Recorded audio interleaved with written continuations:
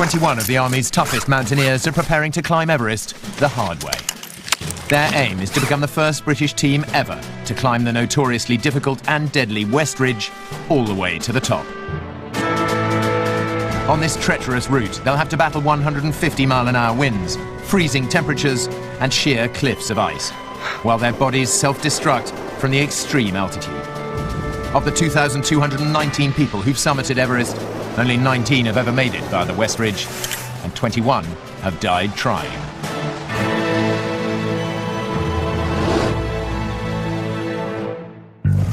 After 6 weeks of blood, sweat and icy tears, the 9 strongest climbers are poised to make their assault on the top. It's a scary place, it's a risky business. You only have to look at it. And make mountaineering history by becoming the first British team to summit Everest via the West Ridge. Since we've been on the mountain for 7 weeks, several people have been killed by the mountain, and she takes no prisoners. So far, they've successfully overcome the hazardous and near-vertical French spur, navigated the knife-edged West Ridge, and established Camp 5, a vicious 8 kilometres above sea level. You're a star, mate. Two warriors. But the most difficult, dangerous and potentially deadly part of the whole route is still to come. From here to the top is 850 vertical metres of the most technically challenging, high-altitude climbing on the planet, up the steep and avalanche-prone gully known as the Hornbeam Couloir. This treacherous climb has already defeated both of the military's previous expeditions to the West Ridge. In 1988, the team got just halfway up it before bad weather drove them back. And in 1992, they got even higher, to within a few hundred metres of the summit. But, exhausted by the effort, they too were forced to retreat. They at least lived to tell the tale.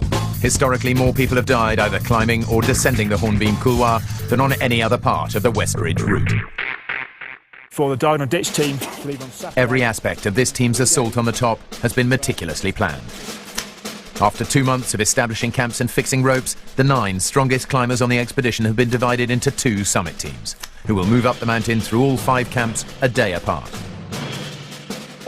First to go, a Summit Team 1, led by John Doyle. He's climbing with Paul Chiddle, Guy Homan and Frankie Francis. It's been 3 years in the planning, and for many people, myself included, it's been in our minds for much longer than that, so I think, that goal at the end of the day will keep us going, drive us on, keep us warm. There's only us. We've got to go and do the business. The only way we'll be coming back down is if we're fatigued, beaten by the weather, or if one of the guys has a problem and we're escorting him off. Otherwise, no, we've got a clean run to the top, we're lucky. We've still got a lot of ground to cover before we get there, but it'd be good just to get on with it, I think. I'm pretty good with it. We'll move up a camp every day, and then from 3 we'll bang out across to 4, rest at 4, move straight across to 5, rest at 5, and then go for it. So that's going to be a very long day. It's going to be almost 36 hours. The boys are inspired by the sight of dozens of successful summiteers who've climbed the more straightforward North Col route to the top. Very strange feeling to see people on the summit while we're down here at Tillman's. I only hope we can emulate what they've done. And if I was a truthful man, I'd say I was a bit jealous. Summit Team 1 will fix ropes up the Hornbeam Couloir before pushing on to the top. If they don't make it, coming up behind will be Summit Team 2, led by expedition leader Dave Bunting. Next time we see these guys, I'm coming down from the summit and we'll pass them. Well, we don't know where it'll be yet. It might be at Camp 4, it might be in the Hornbeam Couloir. They'll be on their way down. We're hoping and praying that that's 4 summiteers. With all the teams at the moment, everybody's probably a bit nervous. Myself, I'm a bit nervous, but hopefully 5 days time, 5-6 days time, we're sitting on top. Be safe for yourself. Yeah, be safe. Yeah. The whole 21-man expedition is now relying on the strength and skill of these 4 climbers. Ahead of them lie 5 of the most physically grueling days of their lives, climbing to an altitude where the air is so starved of oxygen that the human body rapidly deteriorates towards death. Already this year, 8 climbers have died on Everest from altitude-related problems. They include Frenchman Jacques-Hugh Letrange, who was collecting snow and ice with his wife to help study global warming when he collapsed just a few hundred meters below the summit. Even higher was Thomas Weber, a visually impaired climber from Germany who was within 50 meters of the summit when he went totally blind, lost consciousness and died. He was the second member of his expedition to perish, as 2006 turns into the deadliest year on Everest for a decade. After 3 days of climbing, John Doyle's team have reached Camp 3, but the night before their marathon 36-hour slog to the summit is due to begin, an unexpectedly heavy snowfall has given them serious cause for concern. It's been frustrating. I mean, we've had some bad weather come in, which wasn't predicted. We're waiting now to make a sort of final assault on the mountain. I'm excited and really just want to get on with it, to be honest. 2 foot of new snow now covers the entire mountain, and in the avalanche-prone Hornbeam Couloir, that could prove fatal. Unless we're lucky and it all sloughs out, we could end up either wading or retreating because of the avalanche threat. Undaunted, Frankie and the boys make their way up onto the West Ridge for the final time. Well, we're up on the ridge. And what about this review? Back down at Tillman's. Now moving across, there's Guy on the back end of the ridge. Check that out. At 3 in the afternoon, they arrive at Camp 4. Between here and success is a vertical climb of just over 1 kilometre to the highest point on the planet. Well, mate, racking up the big push. It'll be at least another 24 hours before they sleep. A couple of hours here at 4, and then straight up through that slot, off to 5. A couple of hours at 5. We're just going to spend that time eating, drinking, and basically taking the piss out of each other. And then midnight-ish, we're gonna strike out. Summiting Everest means climbing through the night. The ideal time to reach the top is 9 or 10 in the morning, so as to have enough time to get down again in the daylight. Arriving on the top after 3 p.m. is generally accepted to be suicidal. You either have to climb down in the dark or spend a night in the freezing cold without a tent somewhere above 8,000 metres. After taking far longer than he expected to get to the top, British climber and photographer Bruce Herod composed this self-portrait on the summit of Everest at 5:15 in the afternoon. A year later, his camera was recovered from his frozen corpse.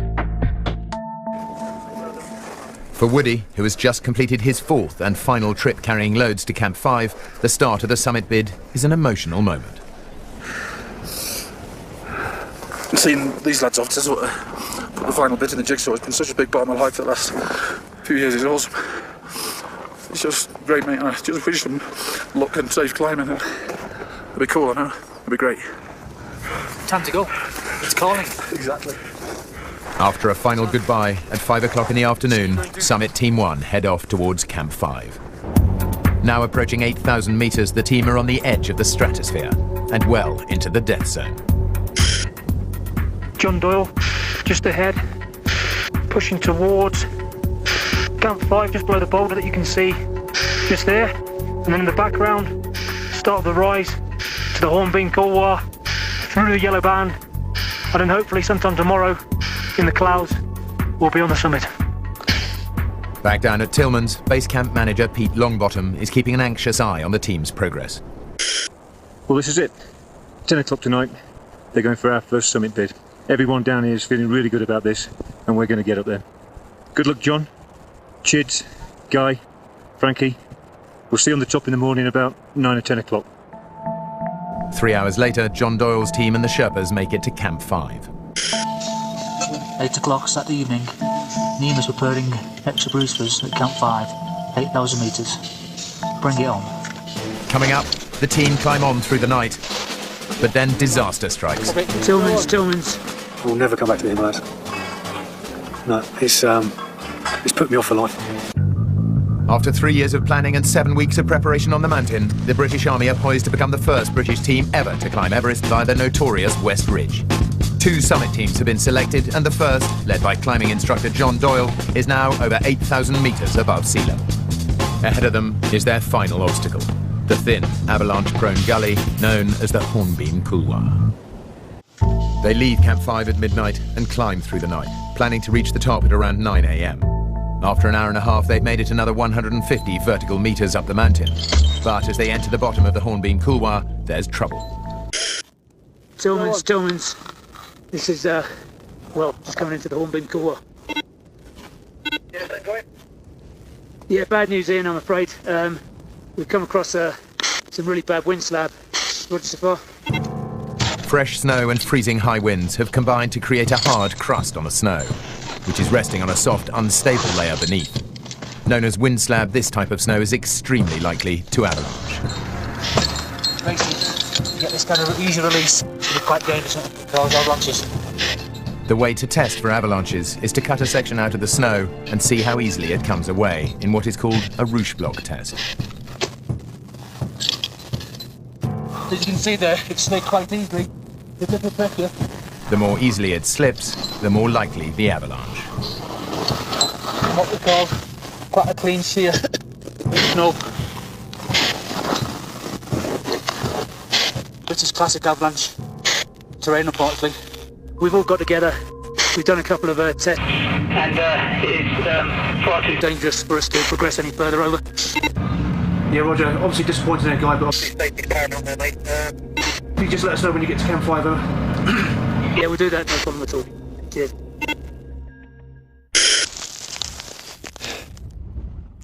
It's just gone 5 o'clock, and we're all really pissed off. I mean, really, really pissed off.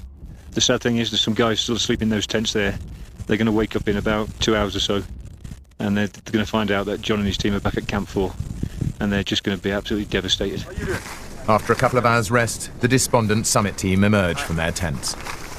Everything was going okay for the first 3 or 4 steps, and then we started sinking, and it just got worse and worse and worse. On a normal day, we'd have turned back straight away. Yeah. I think because it's a route, it says, we put so much work into it, we pushed on for a few hours, put up 300 metres of rope, and probably took a risk we should not have taken.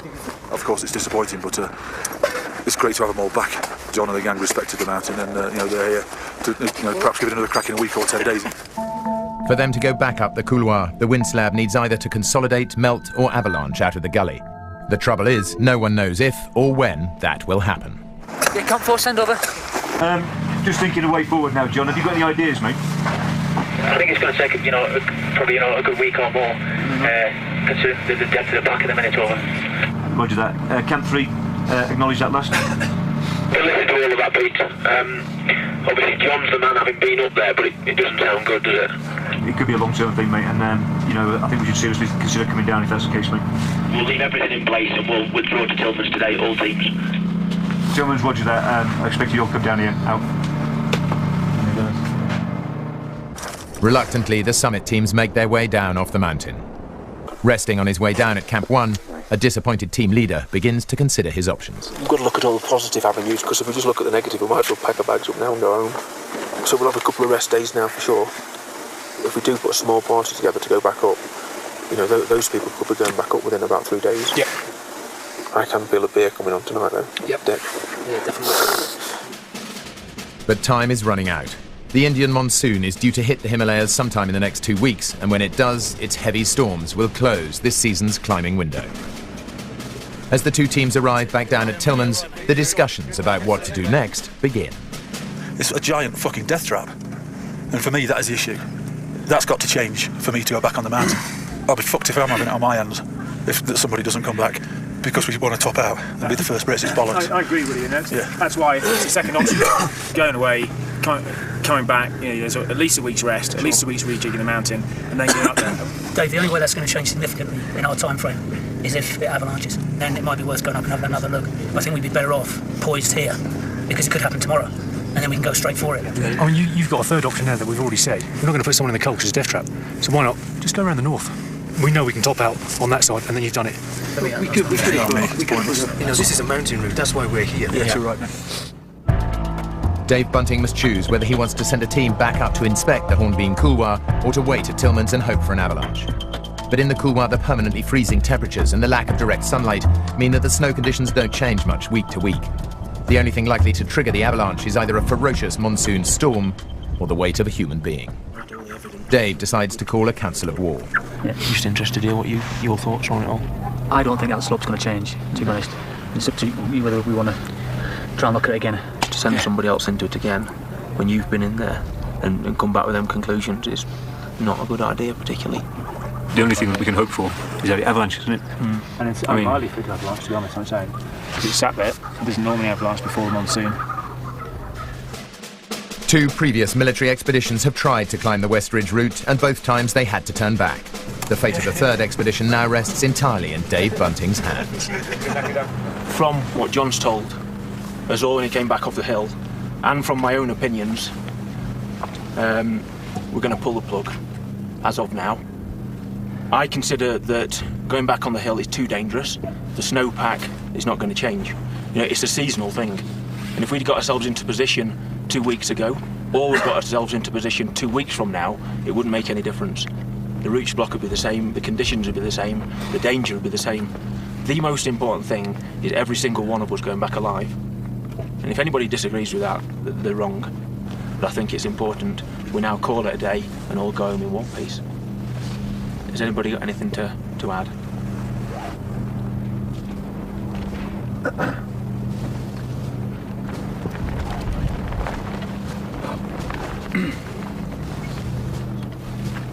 Excuse me. It was a very difficult decision, and I tell you what, the old emotion after that 30 seconds of complete silence, I think just spoke absolute volumes as to how hard a decision it was. When he said put in the plug, I was fucking devastated. I was pissed off beyond all belief. I just had a strap on all fucking day. And for the sake of 3 years' works, I thought, yeah, we'll give it another look at least. I know there was at least 4 of us who was willing to push it again, go up there and have another look and probably explore something different. But, you know, leadership's all about making, you know, harsh decisions, and I stand by it. I will never come back to the Himalayas. No, it's put me off for life. I thought get to the top of the world. That's all I set my sights on. Caught in the grip of summit fever, certain members of the team were prepared to take potentially fatal risks in pursuit of their dream. It fell to the expedition leader, Dave Bunting, to keep things in perspective. When it comes to the black and white risk up there and whether it's going to clear up, everybody's on the same wavelength completely, and they go, oh, they're horrendous. No doubt about it, top of the range, avalanche conditions. And then you'd say to them, you know, what's your thoughts, what do you think we ought to do? Oh, we ought to go back up again. What? Some people were coming up with some quite outrageous ideas to go and bang up a new route on the north face of Mount Everest. There's a reason they haven't been done. 3 years of planning and training and 7 weeks of desperately hard and dangerous work have come to an end. There's only one thing for it.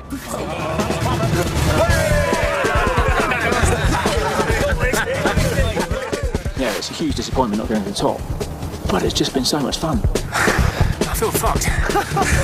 Made it finally up onto the West Ridge. What a absolutely spectacular place. Cheers all. I don't think it's a failure in any way. It was time to turn around. We'd reached our pinnacle, and what a pinnacle. What an expedition we've had. Win or lose, we always booze. We've come out here, we've done our best, we've given our all, and we've been beaten by, you know, the biggest mountain in the world. That's mountaineering. Look at Bucky learn. People here, everybody's climbed higher than they've ever climbed before. Warriors. For me, yeah, it's great, 8,000 metres, but ultimately it's just a number. I think the great thing selfishly is the fact that Bunting's only ever been up to 76 before, I think, and in fact, yeah, it does mean quite a lot. For the rest of my life, I will be texting Bunting every day, and yeah, he'll know what it means.